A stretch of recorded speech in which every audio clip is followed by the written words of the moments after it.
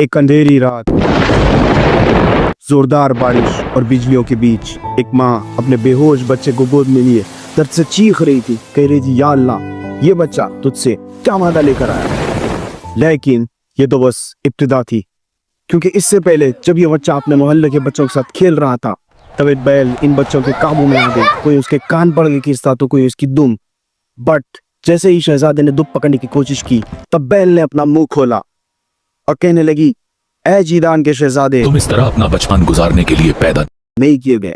لوگوں کے ہوش اڑ گئے، وہ بچہ گھبراتا ہوا اپنے گھر کی اور دوڑ پڑا، بٹ جیسے ہی شہزادے نے اپنا قدم دہلیز پر رکھا تب ایک کانوں میں آواز آنے لگی لبیک اللہم لبیک لبیک لا شریک لک لبیک۔ وہ ڈرتے ڈرتے سیڑھیوں کی اور دوڑ پڑا اور جیسے ہی چھت پر پہنچا تو اپنے آنکھوں کے سامنے میدان عرفات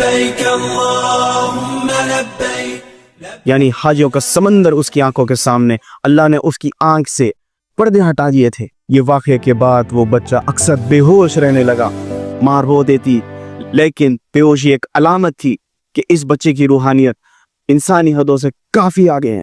جب یہ سارے واقعات بچے نے اپنی ماں سے کہا، امی وہ جانور بولنے لگا اور پھر تو کہنے لگی بیٹا جب تم پیدا ہونے والے تھے تو اللہ نے بڑی بشارت عطا کی۔ تھوڑا سا آگے بڑھ کر ایک صندوق کھولا جس سے 80 دینار نکال کر کہنے لگی کہ تم 2 بھائی ہو اور تمہارے بابا نے کل جاگیر ہی 80 دینار چھوڑا ہے، جس میں سے 40 دینار تمہارے اور 40 دینار تمہارے بھائی کے ہیں۔ کہا کہ اسے لے کر بغداد کی اور نکل پڑو اور خوب علم حاصل کرو۔ بٹ